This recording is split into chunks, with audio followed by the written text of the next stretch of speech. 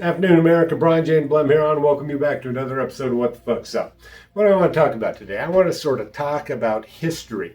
I want to sort of give some context to what's happening in the Ukraine and to explain what's been taking place within the United States throughout the 20th century and early into the 21st century so that you have a better idea of why the United States federal government, the NATO powers, the Western world, and all of their accolades in the media tried to get you to believe that this war in the Ukraine was essential for the survival of the Western world, right?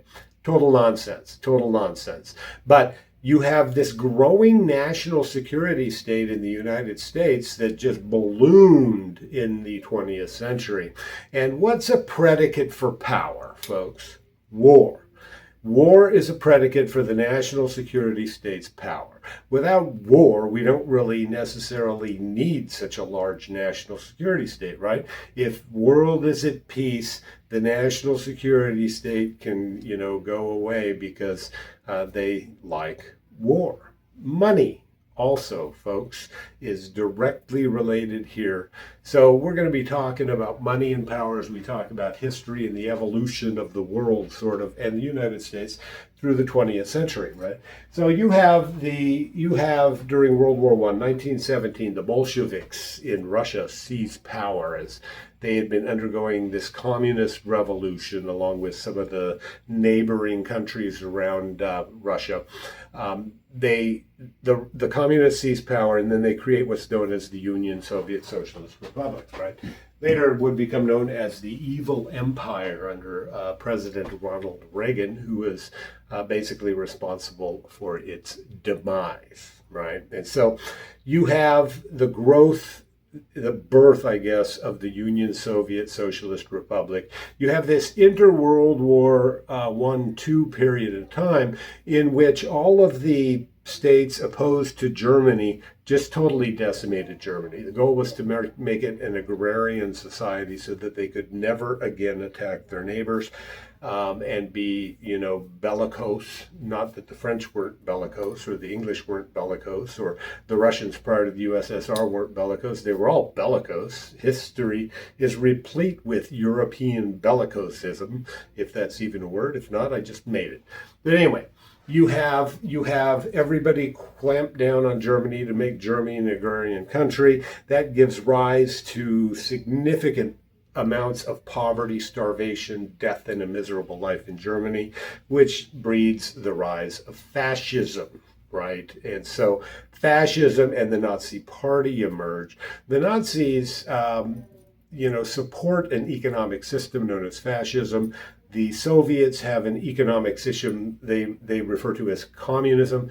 Communism and fascists hate each other, right? They're constantly fighting.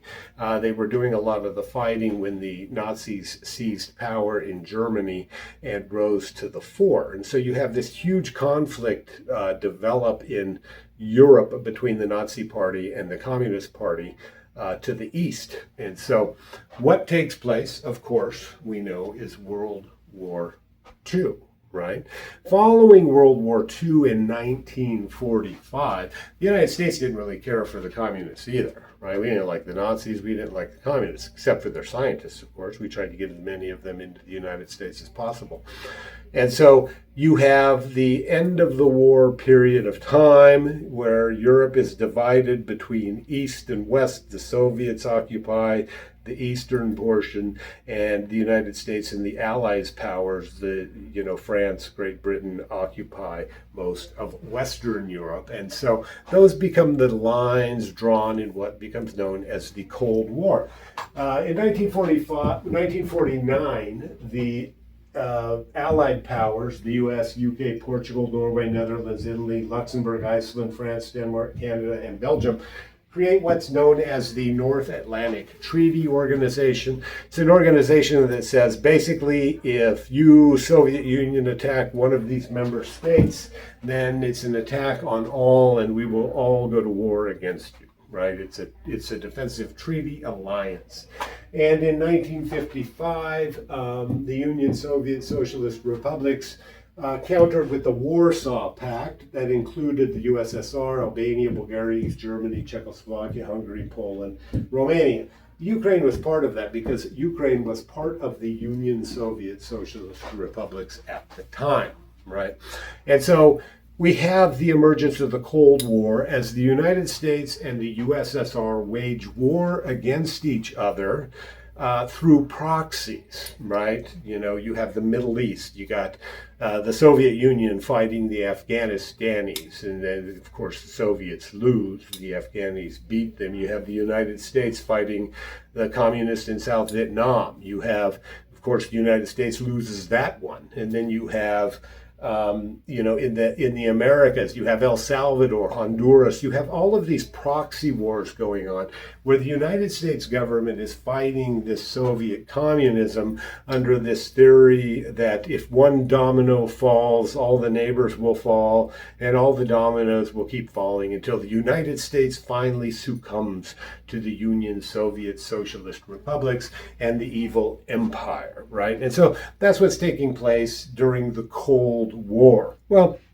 what happens? 1989 happens, and in 1989, the Berlin Wall falls. The Berlin Wall falls, and East and West Germany gets to hug, right? They're going to have big hugs. And that's the first real big fissure in the dissolution of the Union Soviet Socialist Republics, which would take place in 1991. The Warsaw Pact goes away, the USSR goes away, Ukraine becomes an independent country. Many other former members of the Soviet Union, Lithuania, Estonia, Latvia, such on, they all become independent countries, right? And so you have Russia collapse, the USSR collapse, the Warsaw Pact collapse, and you have NATO, which doesn't collapse. And so at the time, the United States government and the NATO allies made a pact with the USSR as it was dissolving. And we said, we will not expand NATO eastward. We will not move NATO to the east. Well, what begins to happen, right? We already know that prior to this time, Greece, Turkey, West Germany were indicted into NATO membership. But 1999, the Czech Republic, boom, we invite into NATO membership. Hungary, Poland, boom, boom, we invite into NATO membership. 2004, Bulgaria, Estonia, right? Bulgaria, here it is. Estonia, Latvia, Lithuania, Romania. There's Romania. Slovakia and Slovenia. Many of these folks were formerly part of the Union Soviet Socialist Republic. So they are border countries with Russia. So what do? We make this pact where we say, oh yeah, we're not going to expand NATO eastward, right? Albania, 2009. Croatia, 2009. Croatia was part of the former Yugoslavia, which I think leaned more to the USSR bloc. But it was not a member of either, more of a buffer state. So Croatia becomes part of the NATO alliance. Albania, and of course, East Germany, when it reunites with West Germany becoming Germany, of course, it becomes a NATO member. So you have this massive expansion westward or eastward of the NATO alliance right up to the Russian border. So what takes place in Ukraine, right? Ukraine, independent country. Independent country. In 1913, the Western powers are trying to get the Ukraine to enter into a trade agreement with the Western European allies and to enter into a political association with the Western allies. And Russia says no. Why is that? A lot of these countries, boom, boom, boom, just happened really fast. Russia wasn't that strong at the time. Many of these don't matter. Ukraine matters because of the sheer size of its agricultural resources and the amount of energy it possesses as a nation. So this is a huge country. And if this falls to NATO, from which the United States can continue to wage its war against Russia, then that's a significant blow to Russian security. So the Russians said, no, we have to draw the line in the sand somewhere. We drew the line in the sand, but that line is kept moving further and further east, and we're not going to tolerate it moving into this area of our former world, right? And so 2013, the president of the Ukraine refuses to join the Western allies in a trade arrangement and a political alliance. And so 2014, what do you get? Well, 2013, of course, you get the CIA and the U.S. State Department pour into the Ukraine through their instrument of regime change known as USAID. USAID begins to create several non-governmental organizations, and if you watch my show, you know what they're for. They're designed to create instability into a country so that regime change and new elections can be pursued. It's called a soft coup, folks, a soft coup. You ignite instability in a country, you call for new elections, and then you basically control the media narrative, the social media networks, to basically elect the candidate who will do your bidding. And that's what the United States and the Western powers did with the USAID in the Ukraine in 2013, early 2014. Ukraine falls in what's known as the Maidan Revolution in 2014. We get a pro-West government elected in the Ukraine, and then we wind up with Vladimir Zelensky, right? The national security state, folks, this is about power and war, right? Power, money, and war. They need war, and they need it to expand and maintain their power and their hold on their populations, and they need it for their money, right? If we were to find all the CIA's hidden assets, it'd probably pay our national debt, okay, because they've amassed so many in hidden bank accounts overseas. But what's taking place, folks? What's taking place? We manipulated the Ukraine and their electoral structure and outcomes to get a Western-friendly government elected that would do our bidding. Russia said, no, we're going to draw the line here, let Ukraine be the Ukraine. And so they, on behalf of several of their constituents in eastern Ukraine, which are very, very heavily Russian. Kiev, in fact, the capital of the Ukraine, used to be the capital of Russia. And so we began the Ukraine-Russian war.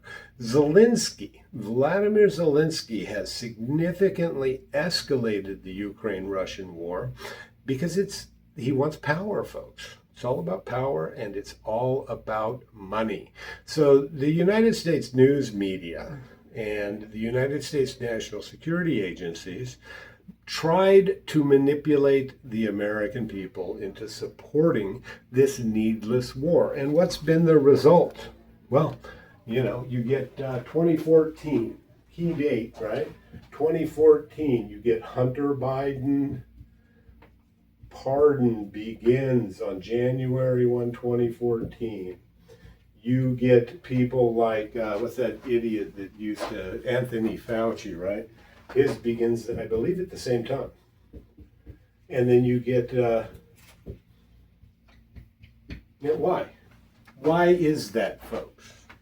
The reason for that is Hunter Biden was a CIA operative who, once a friendly government was elected, poured into the Ukraine with billions of your taxpayer dollars to corner the energy market so that they could use the energy market to wage war against Russia, right?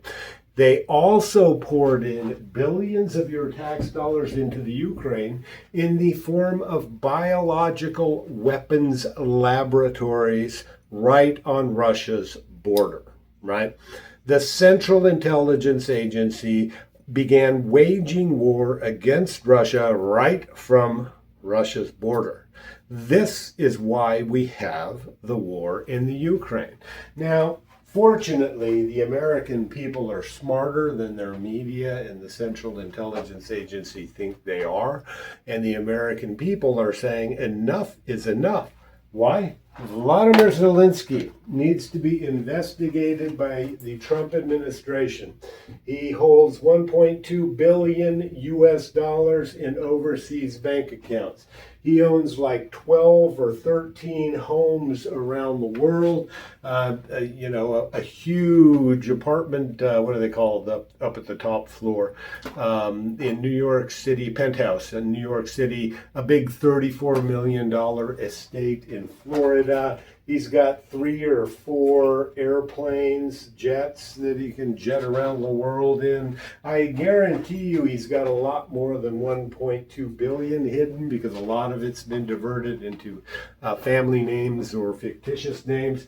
But Vladimir Zelensky needs to be investigated, and many members of Congress need to be investigated, because we were sending billions of dollars over to the Ukraine, most of it unaccounted for, because it's either disappearing into the Central Intelligence Agency's black hole, or it's been given to people like Sam Brinkman-Fried, who is currently in prison.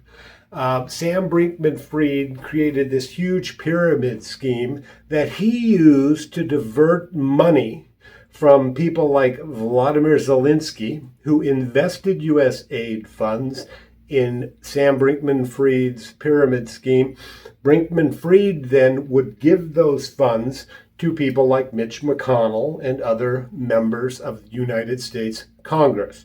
We need a huge investigation to find out why this is taking place, why it was allowed to take place, and why every member of Congress who was sitting at the time said absolutely nothing about what was happening with United States Treasury and your tax dollars as we ran amok in the Ukraine, so that the Central Intelligence Agency could try to keep this Cold War alive.